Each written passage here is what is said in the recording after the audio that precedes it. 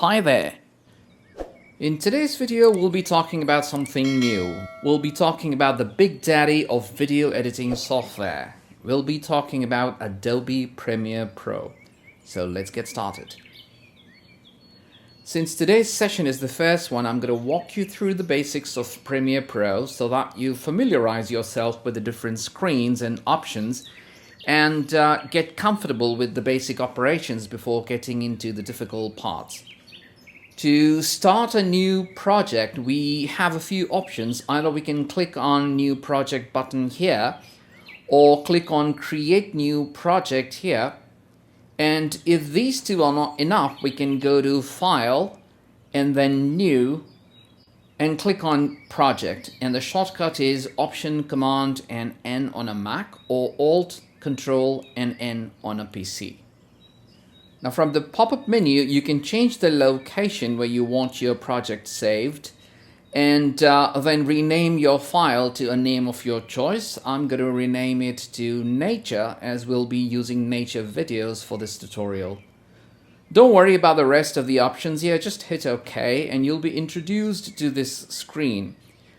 Well, I don't want this screen here on the left, so I'm going to click on the burger menu here and close this panel. Alright, so these are the four screens that you'd usually find in the editing workspace of Premiere Pro.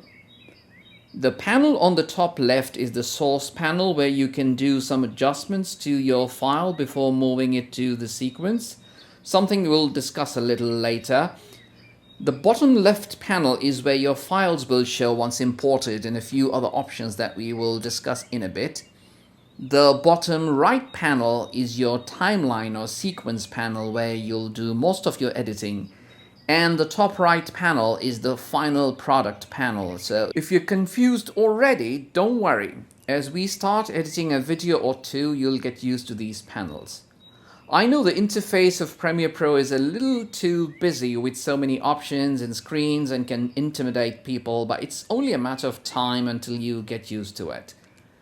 So to import a video, you can go to File and then Import, or you can even use the shortcut Command I on a Mac or Control I on a PC. Alternatively, you can come to this window on the left and then right-click to reveal the pop-up from where you can import videos as well. So let's click on Import from here and locate the file to import it. Alright, now we have our video file here. Now the good thing about Premiere Pro is that even on a thumbnail, if you hover your cursor and then move it from right to left or otherwise, the sequence moves as well to give you an idea of what's in the video. If you're not happy with the thumbnail view, click on this button to change it to the list view. To change it back to the thumbnail view, click on this folder looking icon and it is going to be back to the thumbnail view. To move it to the timeline, click, hold and drag it to the timeline on the right, and the video will be copied to the timeline. And you'll find that the moment it is copied to the timeline, a sequence is created on the left. You can click, hold and drag the playhead to move it to the desired location in the video. This video does not really have any audio, which is why there was no audio waveform attached to it. The sequence created on the left has a different little icon sitting at the top right corner, if you could see. That's what differentiates it from the actual media. Now, if you move this slider at the bottom, you can zoom in or zoom out of the video, which is particularly useful when you get into editing and have to slice portions of the video.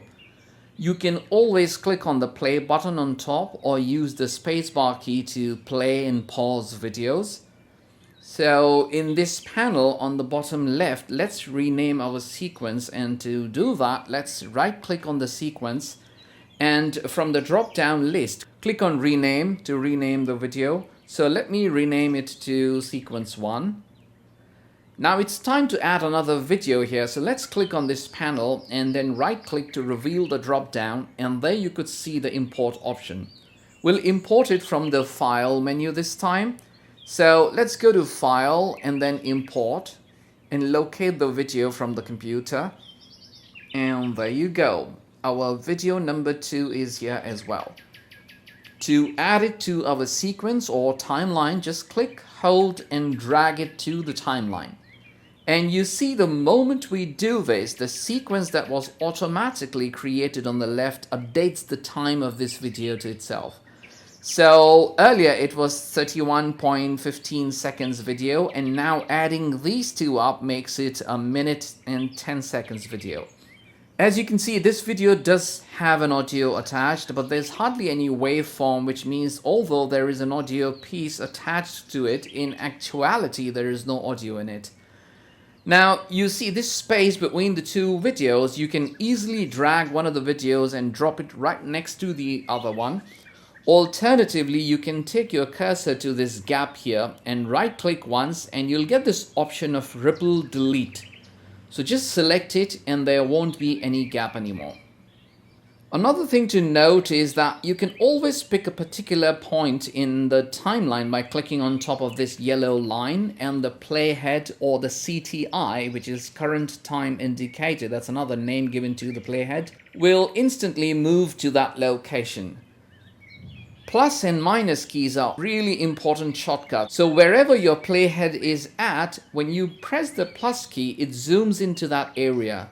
You press the minus key and it zooms out. It's easy to remember and easy to use as well.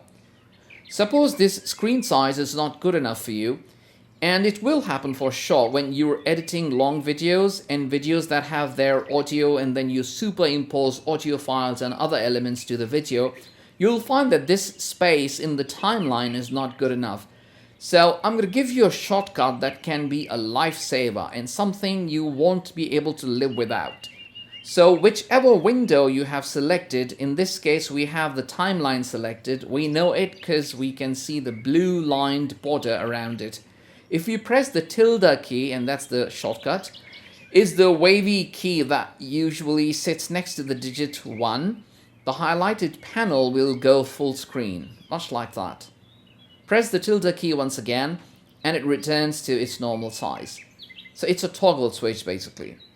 Ensure that you first select the window or screen you want to work on. The active screen will be highlighted with a blue lined border like I mentioned earlier. So just press tilde to go full screen and press it once again to get back to the normal mode. It's that simple. If you want to slice a video into two parts, take the playhead to the point you want to cut and then click on this eraser blade to select it. You can even use the letter C to activate it. Take it to the playhead and click once on the video and it will be sliced into two. Now you can take the video apart or delete it, do whatever you want to with it. So let's delete it. Now you see, the good thing about it is that even if you delete the video, it doesn't really get deleted completely. For some reason, if we want the video back, all we need to do is take the cursor to this part of the video and you'll find this anchor appearing. So click on this side and drag to the right, since the part we deleted was on the right, and you'll find the video back in its place. So all the editing you do is non-destructive. And even if we delete the video from the timeline, we still have it in the media section on the left. We can always drag it again to copy it. Another way to delete a portion of the video is to click and drag it inward, and that portion will not be there in the final product. To get it back, just click and drag it out and you shall get your video back. Now let's see what this screen on the top left does.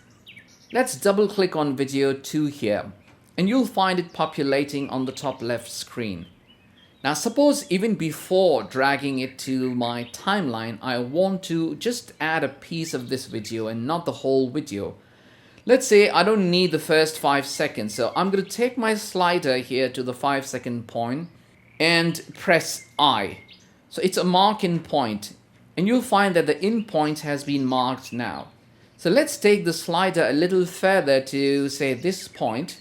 Now consider I just want this much of the video to be pulled to my sequence.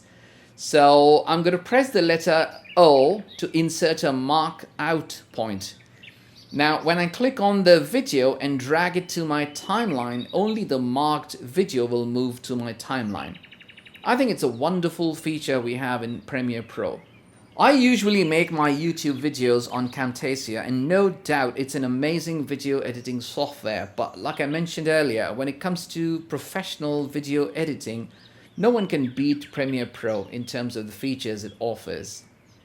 Alright, right now we just have 2 videos added, but in a professional environment you'll mostly work on anything more than 5 videos at least, and it becomes difficult to manage them here. On the media panel here, you can even sort your videos as per the different options provided here, like label or name or type, etc. So do play around with these options for a better grip on this software. Also, for people who have computers with not so good configuration, you might want to drop this configuration to 1/4 or even below that, depending upon how well the videos are playing on your computer. When I turn it to full, it shows me the full resolution of the video, and my computer is an i9 machine, so I won't face much problems here. Also, when you change the setting here to 1/8 or 1/16, the quality of the video will go down on this preview screen, but that doesn't really mean that when you render this video the quality is going to be like this. It will completely depend upon the quality you render it on, something we'll talk about on a later day. Also, you can always drag these rows here should you want to. Just click on the edge of the row and drag it and you'll be able to see more. Another thing I'd like to talk about is this visibility icon. Actually, let me drag this video to a different row. So now I have 2 videos on 2 different rows. And suppose I just want this video to be visible. So what I'm going to do is click on the visibility icon to disable this video or hide it. So the visibility icon, much like other applications of Adobe, is more like a toggle switch. So you click on it once and it goes away. And you click again and it comes back. Also, if I don't want this audio file, because at this point it is linked to my video here, so let's right click on it and select unlink, and it will divorce itself from the video, which means it will still be there but won't be linked to the video. Now, if I want to delete it, all I need to do is click on it once and hit the delete or the backspace key and it will be gone. All the other panels or tabs or buttons that you see here, I'll talk about them on a later video. I don't really want to overwhelm you with a lot of information at this point. One last thing before we part is a video transition, and for that we need to go to effects on this panel here and go to video transition. You'll find a few options here, so let's pick dissolve and cross dissolve under it and drag it between the 2 videos here, and it will place itself comfortably, taking some space from both the videos. And when you take the playhead to the transition, you can see how the end of one video dissolves into another. Now let's add another dip to black transition to the end of the video. Like you'd find in most videos, they don't really end abruptly. There's always a transition, so as to let you know that it's ending or something is about to begin. So let's take the playhead here and play it, and you see how perfectly it dissolves to a black screen. Alright guys, that's all I have for you today. We'll do editing, we'll discuss other features, and we'll explore more shortcuts on a different day, so stay tuned and keep learning. Also, if you've liked this video, do like, share and subscribe to my channel. Until we meet again on Friday, goodbye and thanks for watching.